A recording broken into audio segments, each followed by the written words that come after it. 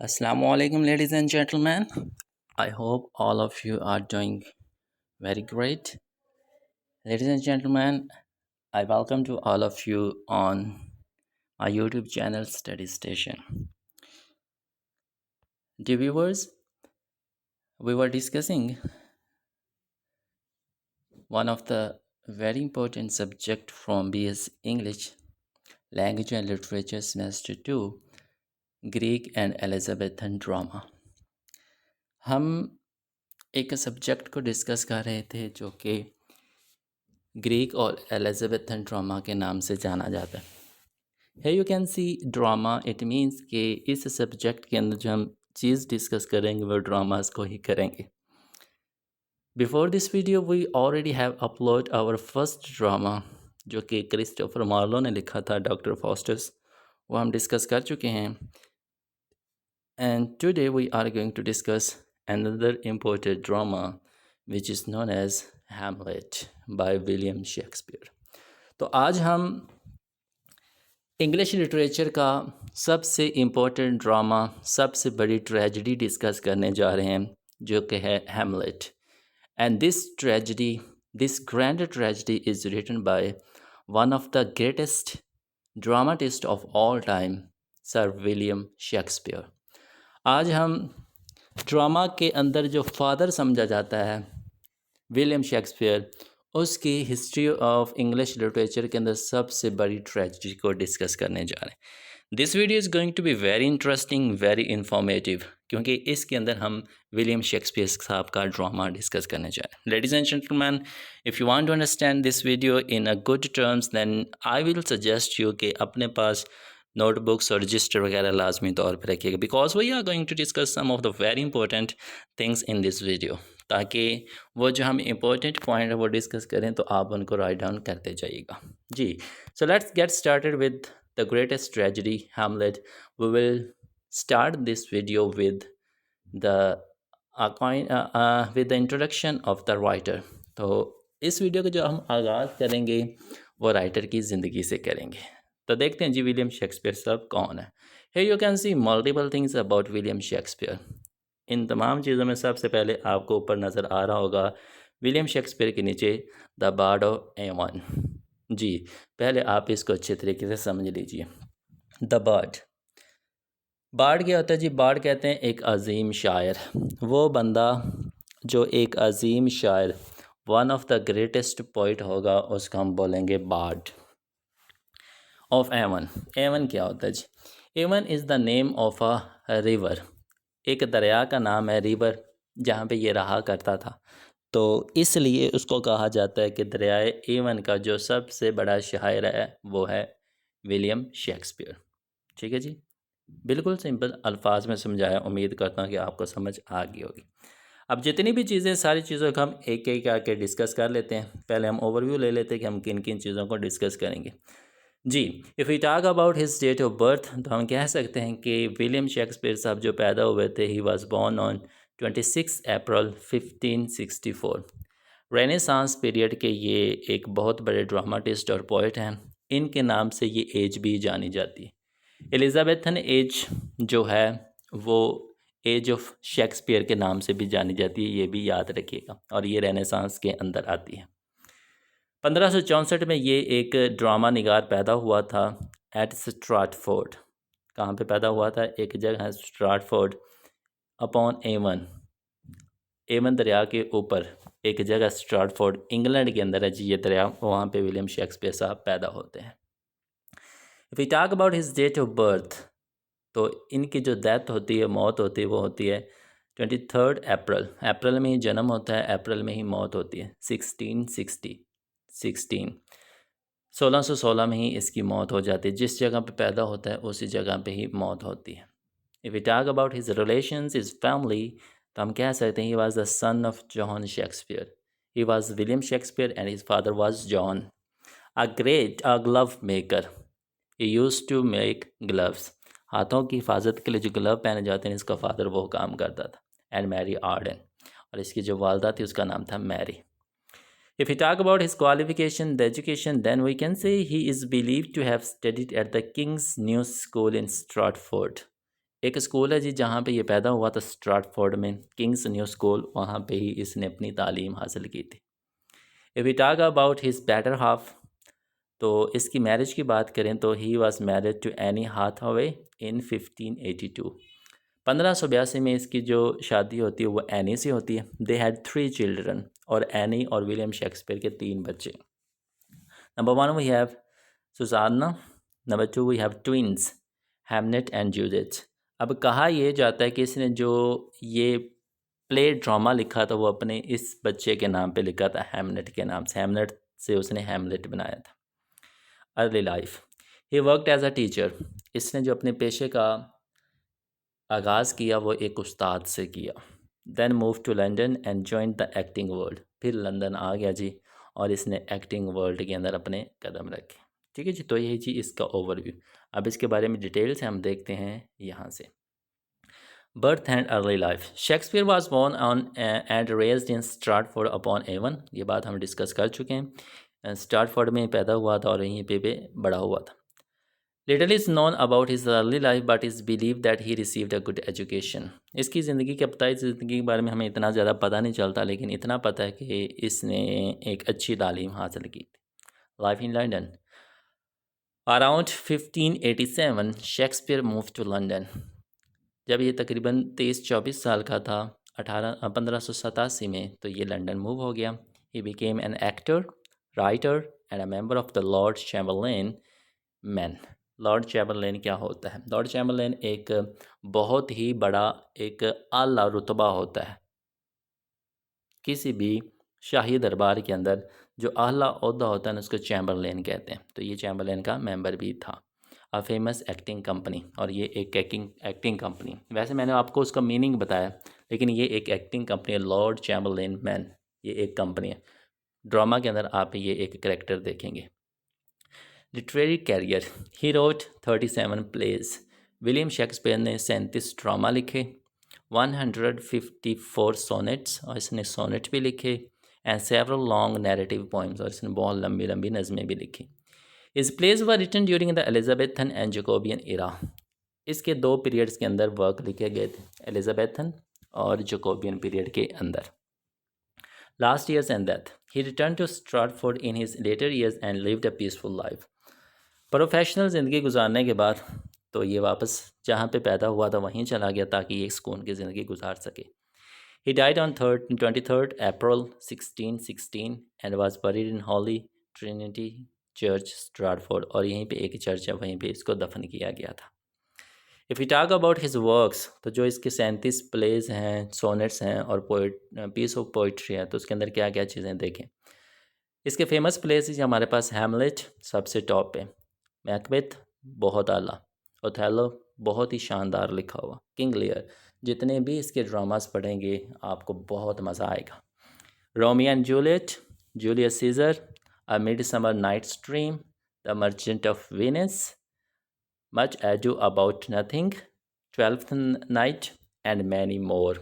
ये कुछ फेमस इसके प्लेस हैं। इसके अलावा भी और बहुत से हैं जो कि जिन प्लेज ने इसको बहुत ज़्यादा फेम दी। पोइट्री के अंदर जी इसने 154 सोनेट्स लिखे, Venus and Adonis, the rape of Lucrece. तो ये कुछ इसने वर्क लिखे थे। अचीवमेंट्स की बात करें कि इसने ज़िंदगी के अंदर क्या क्या हासिल किया, तो देखें, considered the greatest writer in the English language.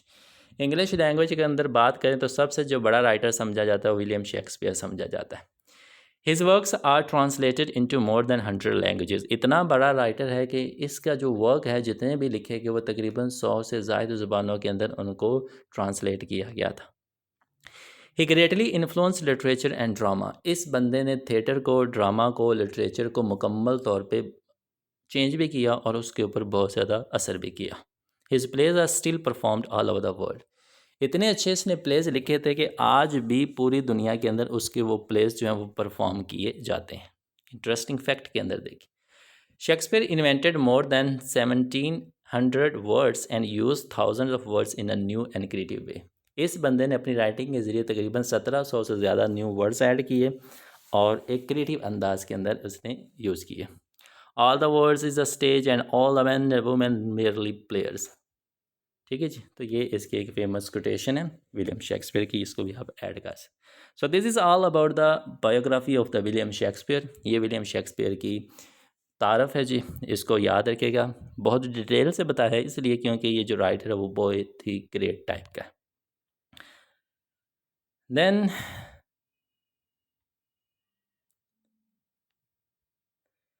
इस प्ले को, इस ड्रामा को हम इन 8 पॉइंट्स की मदद से समझेंगे। First we will discuss title, फिर हम सेटिंग की तरफ जाएंगे, फिर हम नरेशन, फिर करेक्टर्स, फिर one of the very important summary. Summary के अंदर मुख्तसर नहीं करेंगे, हर एक चीज़ इंशाल्लाह आपकी क्लियर होगी।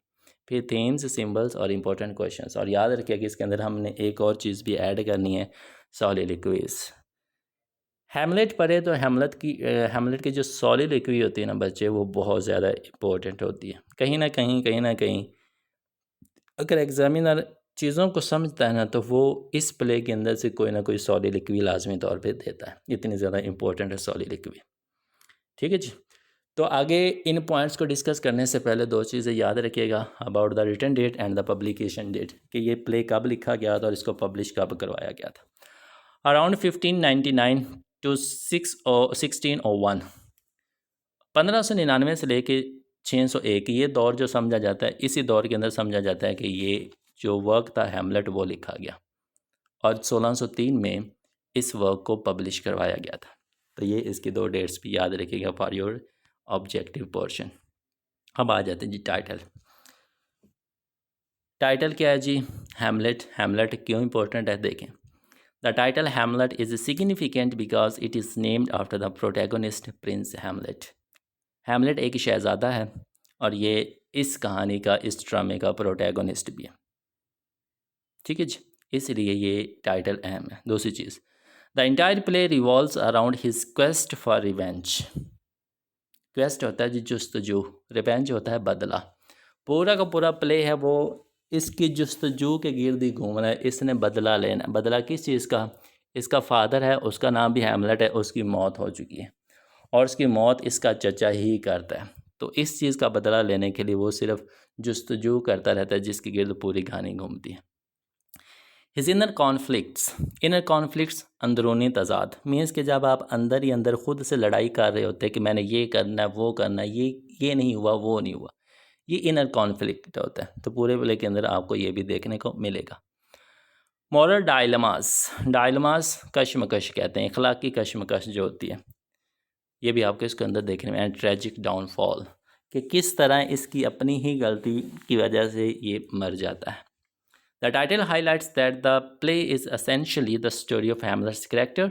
अगर प्ले के टाइटल की तरफ देखें तो आपको पता चलेगा कि ये जो कैरेक्टर है स्टोरी का हैमलेट, ये उसके बारे में ही है। And is psychological and emotional journey, और इसकी जो साइकोलॉजिकल और इमोशनल जर्नी है, सफ़र है, उसके बारे में भी हमें पता चलेगा। Number 2 we have setting. Play कहाँ पे परफॉर्म किया गया, कब परफॉर्म किया गया। The play is set mainly in Elsinore castle. Elsinore एक जगह का नाम है। कैसल, कैसल कहते हैं जी किले को। एल्जिनोर कैसल, एल्जिनोर का किला। आल्सो कॉल्ड क्रोंगबॉर्ग कैसल, और एल्जिनोर कैसल को क्रोंगबॉर्ग कैसल भी कहते हैं इन डेनमार्क, और ये डेनमार्क के अंदर है, ये याद रखिएगा। Some scenes also take place, इसके अलावा जो कुछ सीन है इस किले के अलावा और कहाँ पे होते हैं? ऑन द कैसल्स बैटलमेंट, एक बैटलमेंट वाली जगह पे भी होते हैं, जहाँ पे जो रूह है, घोस्ट है, वो अपीयर होता है। इन द कोर्ट रॉयल, शाही दरबार के अंदर भी होता है। इन द ग्रेवयार्ड, कब्रस्तान में भी होता है। In different rooms of the castle, और उस किले के मुख्तलिफ रूम्स के अंदर ये कहानी परफॉर्म हो रही होती है। टाइम की बात करें तो the event take place during the late medieval period around 12th and 13th century. Although William Shakespeare wrote the play around 1601। ठीक है, जो प्ले की कहानी है वो हमें 12वीं से 13वीं सदी की है, लेकिन जो शेक्सपियर है वो हमें 1600 या 1601 के अंदर हमें बताता है। तो ये है जी इसकी सेटिंग। नरेशन की बात करें, Hamlet use third person dramatic objective narration. इसके अंदर जो पॉइंट है वो यो यूज़ किया गया, जो नरेशन यूज़ की गई वो third person dramatic narration use की गई। What does it mean? Third person dramatic narration क्या होती है? Third person dramatic narration is a style in which there is no narrator. ये एक ऐसी नरेशन होती है जिसके अंदर कोई नरेटर नहीं होता, कोई कहानी बताने वाला नहीं होता। The story is presented only through the characters action. और जो स्टोरी दिखाई जाती है वो करेक्टर्स के एक्शन के ज़रिए दिखाई जाती है। डायलॉग बातचीत के ज़रिए दिखाई जाती है। Monologue is a kind of long speech which is delivered by the only character on the stage. Monologue एक ऐसी तकरीर, एक ऐसी स्पीच होती है जिसको एक ही करेक्टर स्टेज के ऊपर पढ़ रहा होता है। सॉलिलिक्विज एक करेक्टर दिल के अंदर जो बात करता है उसको सॉलिलिक्वी कहते हैं। एंड स्टेज डायरेक्शन, और स्टेज डायरेक्शन के बारे में बात की जाती है, तो इसको हम क्या कहते हैं? Third person dramatic narration. नीचे भी ये सेम ही बात की गई है, तो इतना ही आपके लिए बहुत ज़्यादा इंपॉर्टेंट है जी। Now we are going to discuss one of the very important thing of the story about the characters. अब हम बात करने जा रहे हैं करेक्टर्स की। करेक्टर्स के अंदर क्या चीज़ें हैं वो हम बात कर लेते हैं। Here you can see the different pictures। यहाँ पे आपको मुख्तलिफ पिक्चर्स नज़र आ रही हैं जी। ये सारे के सारे करेक्टर्स हैं। देयर आर मोर, तो हम बाद में डिस्कस करते हैं। यहाँ पे हम पहले इनको डिस्कस कर लेते हैं। लेडीज़ एंड जेंटलमैन, यहाँ पे जो मैंने डिस्क्रिप्शंस दी हैं अबाउट द करेक्टर्स वो बहुत थोड़ी थोड़ी दी हैं, मीन्स कि मैंने उनको डिटेल में डिस्कस नहीं किया। There is a basic reason. उसकी रीज़न ये है कि जब आप स्टोरी पढ़ेंगे तो सारी चीज़ें आपको वहाँ भी मालूम होती रहेंगी। और दूसरी इसकी रीज़न ये है कि देयर आर मैनी करेक्टर्स, जिसकी वजह से अगर डिटेल के अंदर बात करती तो काफ़ी ज़्यादा टाइम कंज्यूम हो जाना था। इस वजह से जो डिस्क्रिप्शन है वो मैंने बिल्कुल थोड़ी दी। ये पहला पॉइंट याद रखिए। दूसरा पॉइंट ये याद रखिएगा, देयर आर सम कैरेक्टर्स जो कि आपको स्टोरी के अंदर उनका जिक्र नहीं मिलेगा, बट दे आर देयर। ये नहीं कि उनका जिक्र ही नहीं है, क्योंकि हमने समरी डिस्कस करनी है। समरी डिटेल के अंदर ज़रूर डिस्कस करेंगे, लेकिन कुछ ऐसे पॉइंट्स होते हैं जिनको हम ऐड नहीं कर सकते। तो हो सकता है कि कैरेक्टर्स जो बताए जाएँ वो उन स्किप्ड पॉइंट्स के अंदर हों, तो ये थोड़ा सा ख्याल रखिएगा जी। सबसे पहले जी हमारे पास जो कैरेक्टर आ जाता है वो आ जाता है prince Hamlet. Here you can see the picture. This is not real. ये एक तस्वराती तस्वीर है जी। प्रिंस हैमलेट है जी हमारे का डेनमार्क का ये प्रिंस है। The protagonist and the prince of Denmark, ये इस कहानी का हीरो है और ये एक शहज़ादा भी है। Number 2 we have King Claudius. दूसरे नंबर पे जो हमारे पास आ जाता है वो क्लॉडियस आ जाता है। क्लॉडियस कौन है? Hamlet's uncle. ये हैमलेट का चचा है। याद रखिएगा there are two Hamlets in the play. एक बेटा है, एक बाप है। बाप की मौत हो चुकी है, उसका बेटा जो है वो शहज़ादा है। बाप का जो भाई है उसका नाम है King Claudius and he is the uncle to Hamlet. The new king, बाप की बादशाह की मौत हो चुकी है, अब ये नया किंग बनता है। एंड द मेन एंटेगोनिस्ट, और ये विलन है जी इस कहानी का। Then we have number 3 queen Gertrude. हमारे पास जो तीसरा कैरेक्टर आ जाता है वो क्वीन गर्टरूड आ जाती है, हैमलेट्स मदर, और ये हैमलेट की माँ है, दूसरे हैमलेट की वाइफ है, एंड क्लॉडियस वाइफ, और ये क्लॉडियस की वाइफ भी है। अब पुराने ज़माने में ऐसा ही होता था कि जब कभी कोई किंग मार जाता था तो जो नया किंग बनता था क्वीन को उसी से शादी करनी पड़ती थी। ये एक ट्रेडिशन समझ लें, एक रिवाज समझ लें, और ये इतनी बड़ी चीज़ नहीं समझी जाती, बिल्कुल आम सी चीज़ समझी जाती थी। Then we have the ghost of the king Hamlet. King Hamlet का हमारे पास घोस्ट भी है जी, रूह है किंग हैमलेट की। हैमलेट्स हैमलेट की हमारे पास जी deceased Hamlet deceased father who asks Hamlet to avenge his murder. ठीक है जी। हैमलेट डिसीज्ड फादर, डिसीज्ड क्या था? डिसीज्ड कहते हैं मुर्दा को, वो चीज़ जो मर जाती है, ख़त्म हो जाती है, उसको डिसीज्ड कहते हैं। फादर हैमलेट का मरा हुआ बाप, who asks Hamlet to avenge his murder, ये रूह बन के आता है और अपने बेटे हैमलेट से कहता है कि उसने मेरी मौत का बदला लेना है, अपने बेटे की ये ड्यूटी लगा देता है। And number 5 we have Ophelia, the one of the beautiful character we have in this play. Ophelia, Hamlet's beloved. Hamlet की जो महबूबा होती है उसका नाम ओफीलिया होता है। एंड पोलोनियस डॉटर, और एक और कैरेक्टर है पोलोनियस, ये उसकी बेटी है। And number 6 we have Polonius. हमारे पास 6 नंबर पे कैरेक्टर जी पोलोनियस लॉर्ड चैम्बरलेन। आपको बताया था कि वहाँ पे एक थिएटर का नाम है और यहाँ पे एक कैरेक्टर है जी, उसकी ड्यूटी है लॉर्ड ऑफ चैम्बरलेन। चैम्बरलेन क्या होता है जी? शाही दरबार का जो एक बहुत बड़ा ओहदा होता है उसको चैम्बरलेन कहते हैं।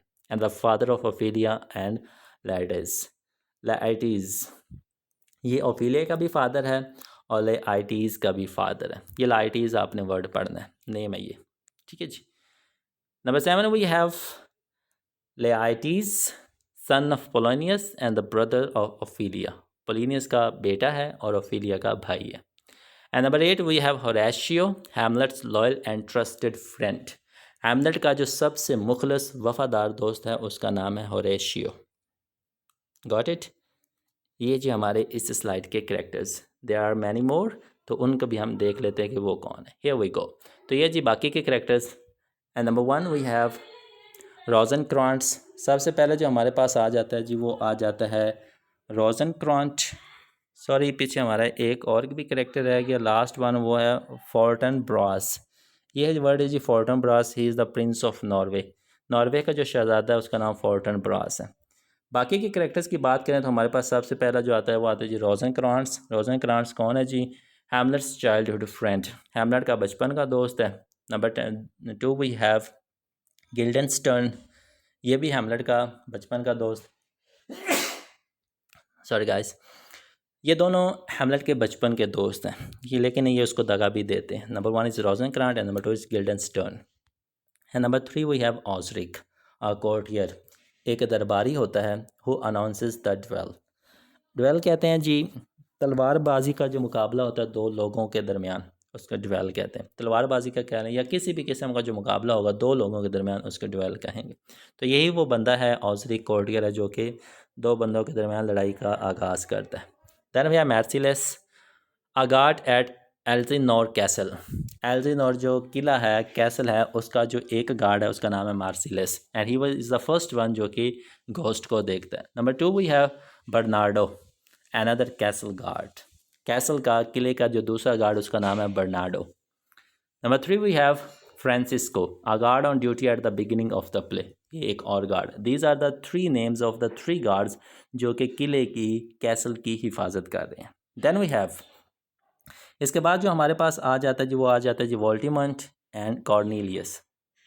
वोल्टीमंट and Cornelius both are the Danish ambassadors. Denmark के जो एम्बेसडर्स हैं उनके ये नाम आपके सामने रहे। ये दोनों के दोनों डैनिश एम्बेसडर्स ही डेनमार्क के एम्बेसडर हैं। Then we have the grave digger, provides comic relief, ये कुछ ना कॉमिक एलिमेंट हमारे सामने रखता है। Last one we have he is not present in the story Yorick the late court jester. Court jester क्या होता है? कोर्ट कहते हैं दरबार, जेस्टर कहते हैं मजाक करने वाला, दरबार के अंदर मजाक करने वाला, जो रॉयल फैमिली को अम्यूज़ करता है, हंसाता है, उसको कोर्ट जेस्टर कहते हैं। रिमेंबर थ्रू हिज स्कल, इसकी सिर्फ स्कल खोपड़ी मौजूद होती है, ये फिजिकली तौर पे हमें इस प्ले के अंदर नज़र नहीं आता। So these are the character which you will see throughout this play. इस ड्रामा के अंदर आपको इनका जिक्र मिलेगा। जी लेडीज़ एंड जेंटलमैन, ये थी सम कुछ बेसिक्स चीज़ें जो कि आप सबको पता होना चाहिए थी। अब हम आते हैं जी सबसे मेजर पार्ट की तरफ, स्टोरी का अब हम डिस्कस कर लेते हैं डिटेल के साथ। जो करेक्टर्स होंगे जी, I have mark those characters with red colour. सुरख रंग के जो कलर आपको नज़र आएंगे वहाँ पे करेक्टर्स के नेम है जी। तो किस तरह से कहानी का आगाज़ होता है देखें। On a dark winter night, एक गहरी रात होती है सर्दियों की। A ghost walks the ramparts of Elsinore castle in Denmark.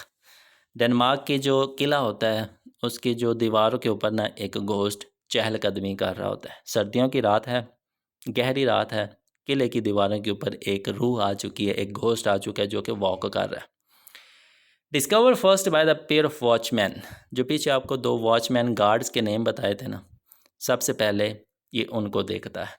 Then by the scholar of Horatio, फिर एक स्कॉलर, एक पढ़ा लिखा आदमी उससे मुलाकात करता है होरेशियो। उसका नाम क्या था? Horatio, the friend, the loyal friend, the sincere friend to Hamlet.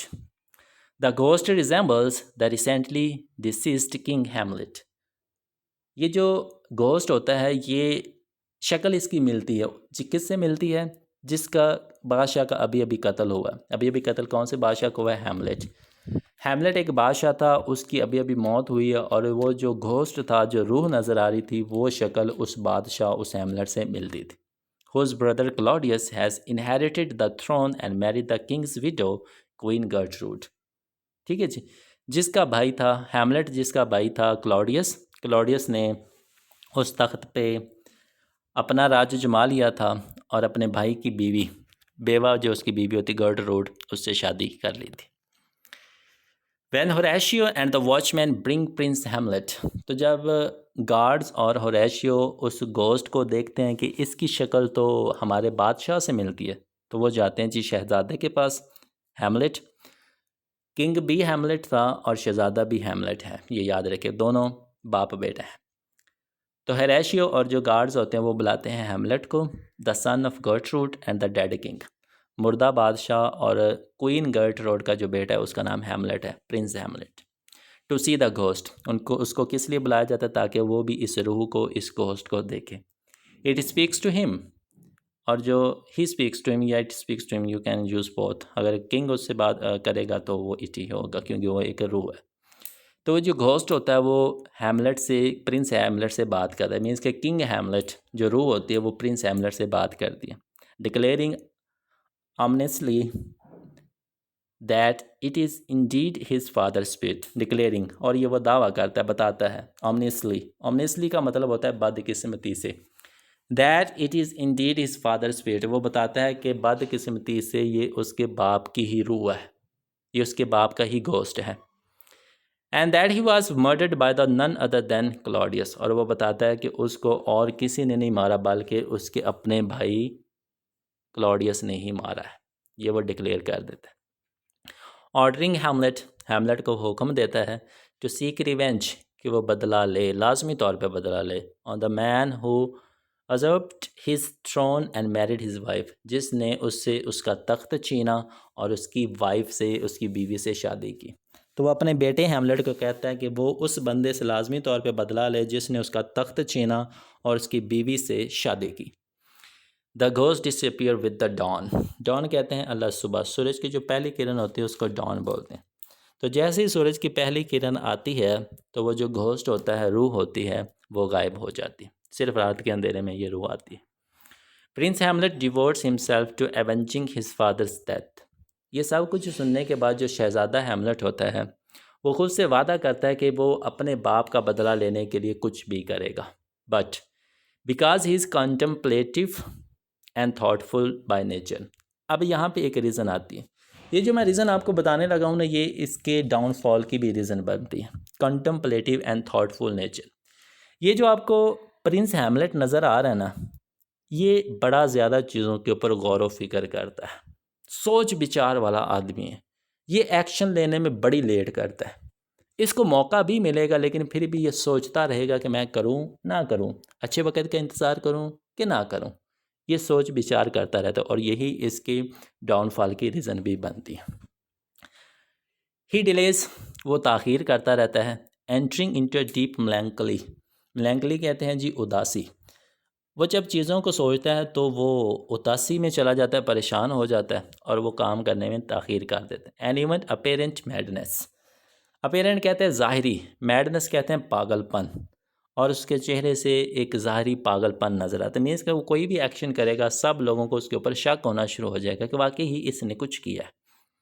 Claudius and Gertrude worry about the princess erratic behaviour, erratic कहते हैं बेतरतीब सा, ऐसी चीज़ जो समझ से बाहर हो वो इरेक्टिक होता है, इरेटिक होता है बिहेवियर। अब जब वो अपने बाप का बदला लेना चाहता है तो वो ना उल्ट पुल्ट सी हरकतें करता है, जब उल्ट पुल्ट सी हरकतें करता है तो जो क्लॉडियस होता है और उसकी नई नवेली बीवी होती है गर्टरूड, वो परेशान हो जाते हैं कि ये किस तरह की पागलपन से हरकत कर रहा है। And attempt to discover this cause, और वो चाहते हैं कि हमने इस चीज़ का पता लगाना है कि जो प्रिंस हैमलेट है उसकी ये कंडीशन हुई है कि वो इस तरह की जो हरकतें कर रहा है, इसके पीछे वजह क्या है, वो ये पता लगाने की कोशिश करते हैं। They employ a pair of Hamlet's friend, तो वो फैसला करते हैं कि हैमलेट के जो बचपन के दो दोस्त हैं ना, हम उनकी ड्यूटी लगाते हैं कि वो पता करें कि हैमलेट का ऐसा हाल क्यों हुआ। ठीक है जी। तो हैमलेट के जो दो दोस्त हैं उनका नाम है रोजनक्रांट एंड गिल्डनस्टर्न, ये वो दो कैरेक्टर्स हैं जो कि हैमलेट के बचपन के दोस्त हैं, रोजनक्रांट एंड गिल्डनस्टर्न। ये वो दो लोग हैं जो हैमलेट के बचपन के दोस्त हैं, और इनकी क्लॉडियस और उसकी वाइफ गर्टरूड ड्यूटी लगाते हैं कि तुम लोगों ने पता करना है कि हैमलेट इस तरह का बिहेव क्यों कर रहा है, टू वॉच हिम, उसके ऊपर नज़र रखने के लिए इनकी ड्यूटी लगा देते हैं। वैन पोलोनियस, पोलोनियस एक चैम्बरलैन है जी, और ये ओफिलिया का फादर है। अब उसको ही पता लगता है कि हैमलेट ऐसी रखते गा रहा है, उसके ऊपर ड्यूटी के लिए कुछ बंदे रख दिए गए। तो ये क्या करता है, when Polonius the pompous, pompous क्या होता है जी, शानदार, मगरूर, ये एक मगरूर टाइप का बंदा है, ऐसा बंदा जो कहता है कि सब कुछ मेरे पास है, मैं ही सब कुछ कर सकता हूँ। द पॉम्पस लॉर्ड चैम्बरलेन, ये शाही दरबार का एक बहुत बड़ा ओहदेदार होता है। सजेस्ट दैट हैमलेट में B mad with the love for his daughter Ophelia, तो ये क्लॉडियस को बताता है कि आप परेशान ना हो, हैमलेट जो उल्टी पुल्टी हरकतें कर रहा है ना, वो उसकी रीज़न मुझे पता है। उसकी रीज़न ये है कि ये बंदा मेरी बेटी ओफिलिया से बहुत ज़्यादा मोहब्बत करता है, उसकी मोहब्बत में ही ये पागल हुआ पड़ फिरता है, जिसकी वजह से वो ये हरकतें करता है। क्लॉडियस एग्रीज, जो क्लॉडियस है वो मान लेता है, to spy on Hamlet in conversation with the girl, और वो कहता है कि ठीक है जी, अगर ऐसा है तो जब हैमलेट तुम्हारी बेटी ओफिलिया से बातचीत करेगा तब हम जासूसी करेंगे, पता लगाएंगे। बट दो हैमलेट सर्टेनली सीम्स मैड, तो जो हैमलेट होता है ना वो पागल पागल सा नज़र आता है। He does not seem to love Ophelia, लेकिन उनको नज़र नहीं आता कि ये वाकई ही ओफिलिया की मोहब्बत में ऐसा पागल हुआ है। He orders her to enter a nunnery and declares that he wishes to ban marriages. तो वो न जो होती है ओफिलिया उसको ऑर्डर देता है कि तुम चर्च के अंदर चली जाओ और तुम नेक काम करो, ननरी बन जाओ, मीन्स कि नन बन जाओ, जो वो परहेजगारी वाले काम होते हैं वो तुमको वो करना शुरू कर दो, और तुम डिक्लेयर करो कि शादी बैन हो चुकी, कोई बंदा शादी नहीं कर सकता। A group of travelling actors come to Elsinore, अब इसके बाद क्या होता है जी, एक इवेंट होता है।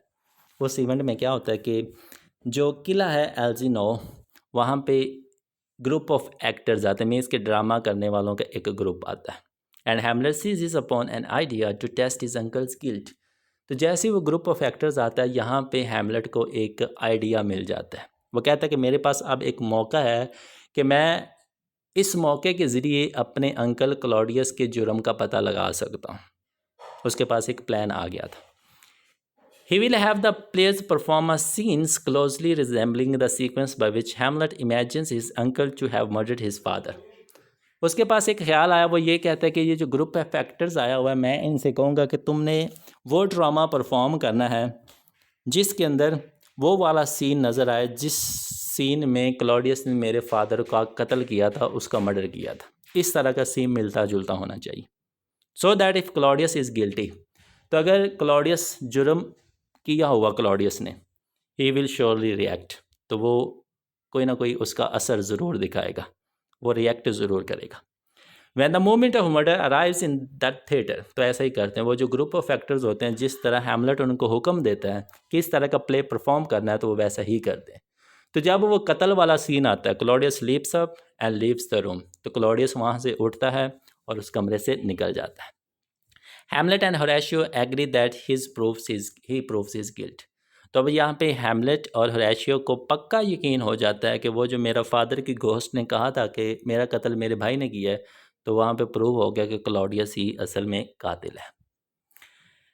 Hamlet goes to kill Claudius but finds him praying, तो हैमलेट जो होता है वो उसके पीछे पीछे जाता है जब वो कमरा छोड़ के जाता है थिएटर। तो जैसे ही वो उसके कमरे में पहुंचता है, हैमलेट को पता चलता है कि जो क्लॉडियस है वो इबादत कर रहा है। Since he believes that killing Claudius while in praying would send Claudius soul to heaven, तो जो हैमलेट होता है वो यहाँ पे सोच में चला जाता है, मीन्स कि वो अपने डाउनफॉल की तरफ चला जाता है। वो सोचता शुरू जाता है आदत से मजबूर कि अगर मैंने अपने चचा क्लॉडियस को इबादत करते हुए कत्ल किया, तो हो सकता है कि इसकी जो रूह है वो हेवन में चली जाए, जन्नत में चली जाए, तो ऐसा मैं नहीं चाहता। Hamlet consider that it would be an inadequate revenge and decides to wait, तो जो हैमलेट है वो ये कहता है कि ये तो फिर कोई बदला ना हुआ कि मैं इसको कत्ल करूं और इसकी रूह जन्नत में चली जाए, तो ये मुनासिब बदला नहीं, मैं ऐसा नहीं करूँगा। तो वो फैसला करता है कि अब मैं इंतज़ार करूँगा।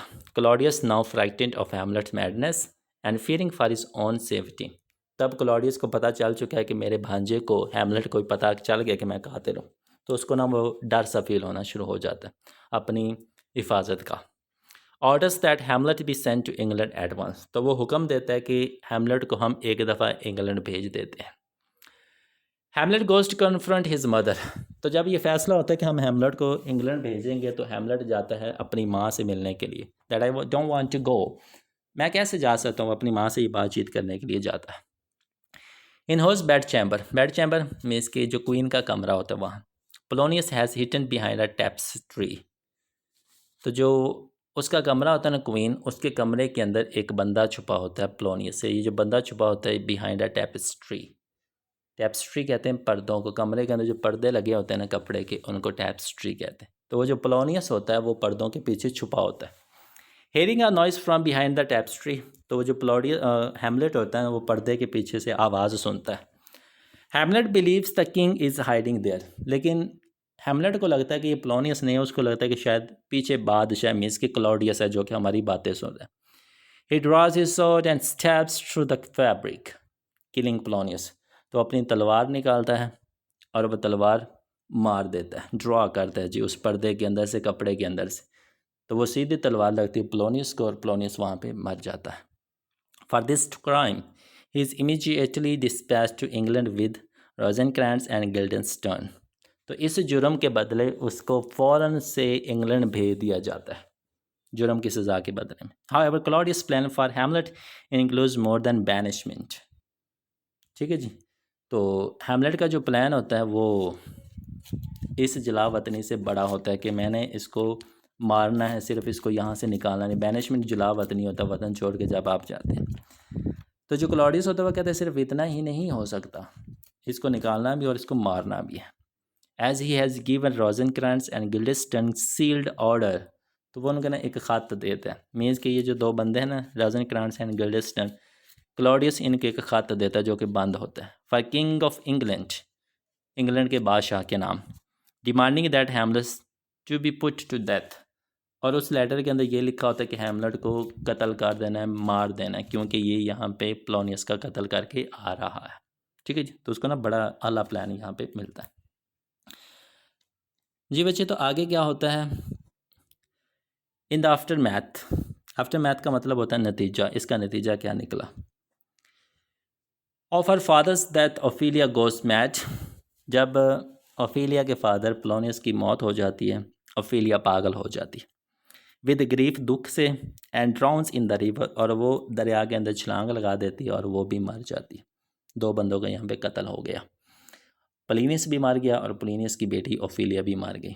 पोलोनियस सन लायरटिस, पोलिनियस का जो बेटा होता है Laertes, who has been staying in France, वो फ्रांस के अंदर होता है।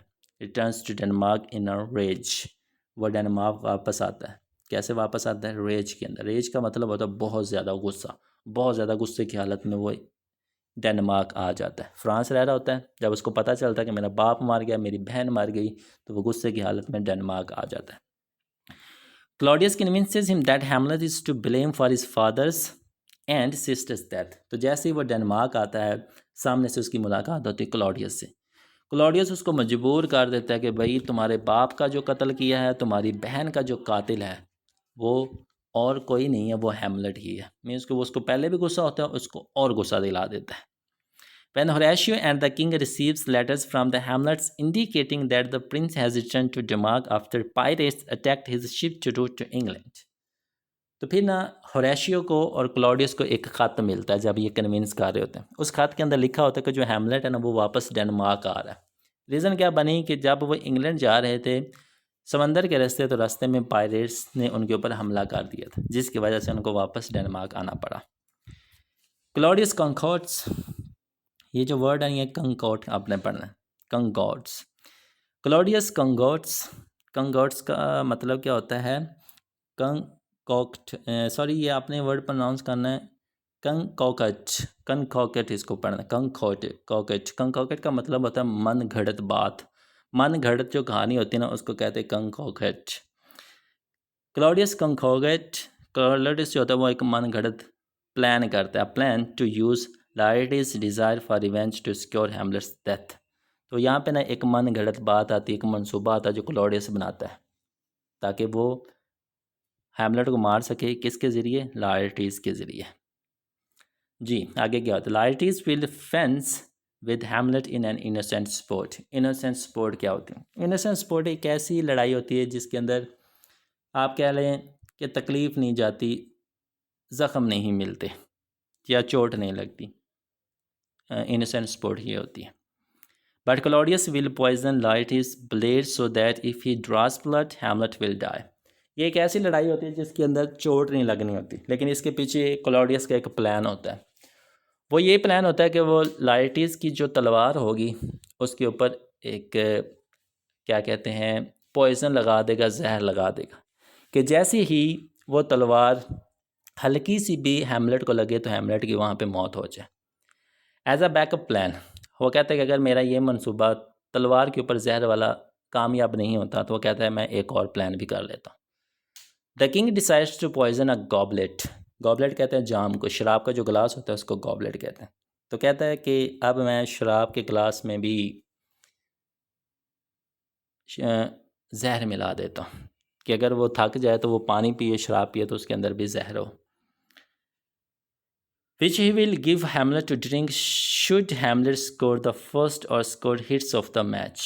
तो कहते हैं कि जब हैमलेट पानी मांगे तो मैं उसको ये दूँ, चाहे वो पहले ज़रब लगाए चाहे बाद में, चाहे वो मरे ना मरे, लेकिन ये पी के वो लाजमी तौर पे मर जाए। Hamlet turns to the vicinity.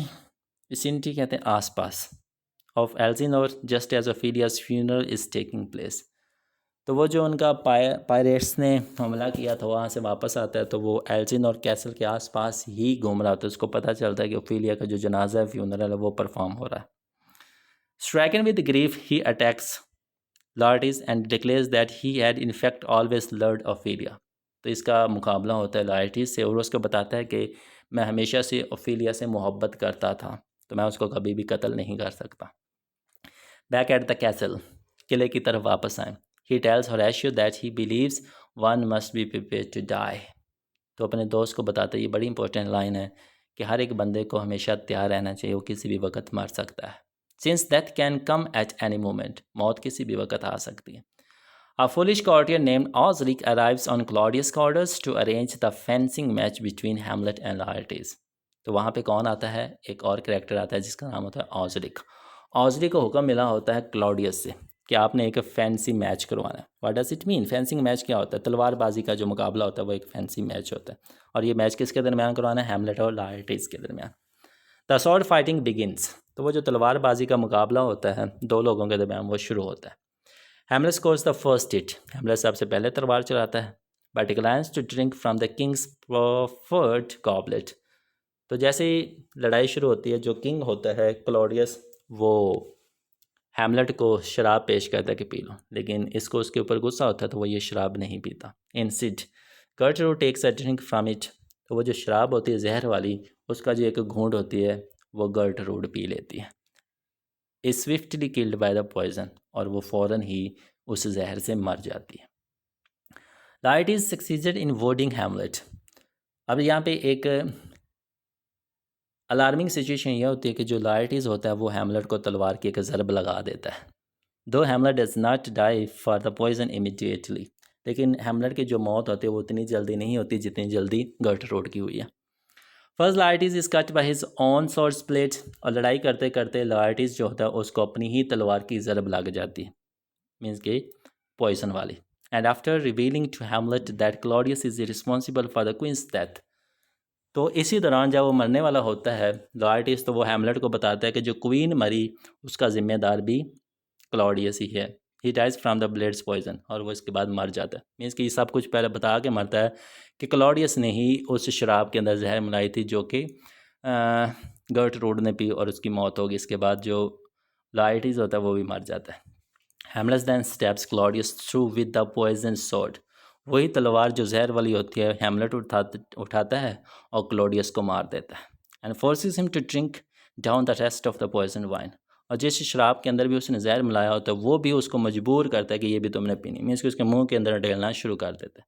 Claudius dice. यहाँ पे क्लॉडियस मर जाता है। And Hamlet died immediately after achieving his revenge.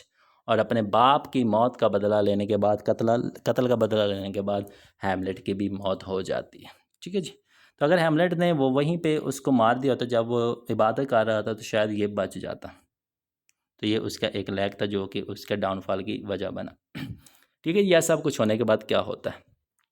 After this moment a Norwegian Prince Norway का जो शहजादा होता है उसको नॉर्वेजियन प्रिंस कहते हैं, named Fortinbras, who has led an army to Denmark and attacked Poland earlier in the play.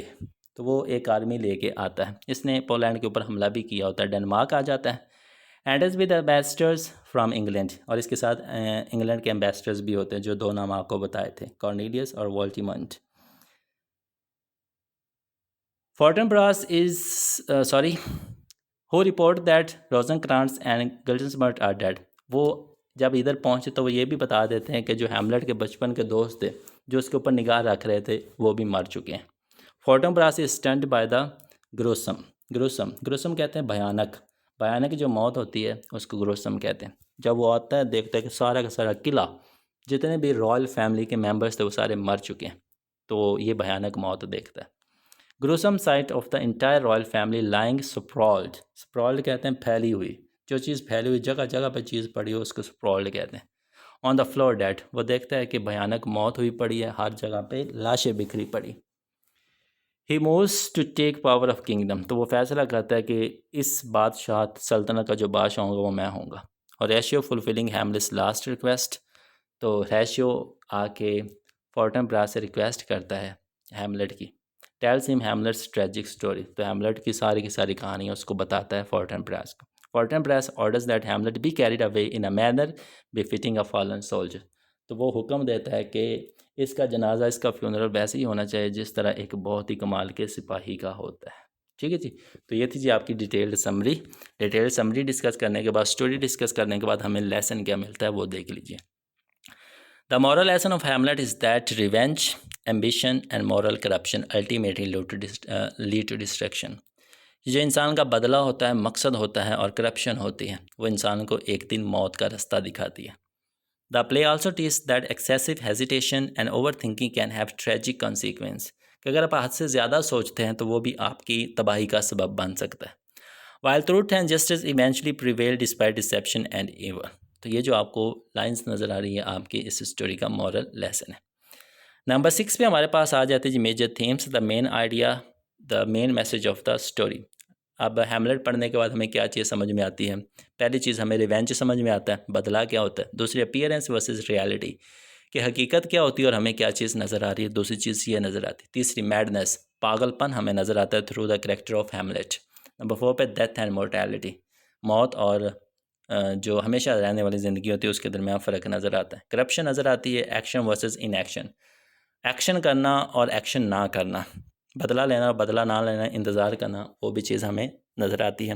बेट्रेल, दगा, बगावत, वो नज़र आती है। फेट एंड फ्री विल, किस्मत और आज़ादी, ये नज़र आती है। पावर एंड एम्बिशन, ताकत और मकसद। एंड फैमिली लॉयल्टी, और ख़ानदान के साथ जो लॉयल्टी है वो हमें नज़र आती है। ये जी हमारे थीम्स जो कि आपको इस स्टोरी के अंदर देखने को मिलेंगे। Then we have the symbols, दो सिम्बल्स इस स्टोरी के अंदर यूज़ हुए। Number 1 is ghost, number 2 is poison. अब घोस्ट किस चीज़ को सिम्बलाइज करता है? पास्ट, माजी को, रिवेंज, बदले को, एंड अनरिजॉल्व्ड जस्टिस, और एक ऐसे इंसाफ को जो कि पूरा नहीं होता उसको जाहिर करता है। Poison symbolises corruption, betrayal and hidden evil, ये इन चीज़ों को पॉइजन जो जहर होती है वो जाहिर करती है। Poison is used to murder king Hamlet and later causes the death of several characters, कि एक बंदे की मौत के लिए पॉइजन लाई गई थी लेकिन कितने ही बंदों को मार देती। ठीक है जी, तो फिर नंबर 8 पे आ जाता है जी हमारे पास सॉलिलिक्विज। सॉलिलिक्विज आपके पास नंबर 1 ये है, नंबर 2 आपके पास ये सॉलिलिक्वी, और नंबर 3 पे हमारे पास ये सॉलिलिक्वी। ये soliloquy, to be or not to be, that is the question. One of the greatest, one of the most important, one of the significant soliloquy which I have ever read, सबसे ज़्यादा जो important सॉलिलिक्वी वो ये है आपकी। इस सॉलिलिक्वी को अच्छे तरीके से समझ लीजिएगा। Here we have the exam oriented questions, कि एग्ज़ाम के अंदर किस तरह के क्वेश्चन आते हैं आप यहाँ पे अपनी स्क्रीन के ऊपर देख सकते हैं। Here you have 5 questions and then you have 5 questions again, तो टोटल ये 10 क्वेश्चंस हैं। इनके स्क्रीनशॉट ले लीजिएगा और इनको अपने पास सेव रख लीजिएगा। तो यहाँ पे जो हमारी ये जो स्टोरी है द हैमलेट ड्रामा, वो यहाँ पे ख़त्म होता है। थोड़ी सी लेंथी वीडियो होगी, लेकिन हर एक चीज़ हमने डिटेल के साथ डिस्कस कर लीजिए। उम्मीद करता हूँ कि आपको स्टोरी अच्छी लगी होगी, समझ आई होगी। तो काइंडली मेरे यूट्यूब चैनल को लाजमी तौर पर सब्सक्राइब कर दीजिएगा, ताकि इस तरह की जो इंटरेस्टिंग वीडियोज़ हैं वो आपको देखने को मिलती रहे। तो इंशाल्लाह लेडीज़ एंड जेंटलमैन, आपसे फिर मुलाकात होगी नेक्स्ट वीडियो के अंदर। तब तक के लिए दुआ में याद रखिएगा। Have a nice day to all of you.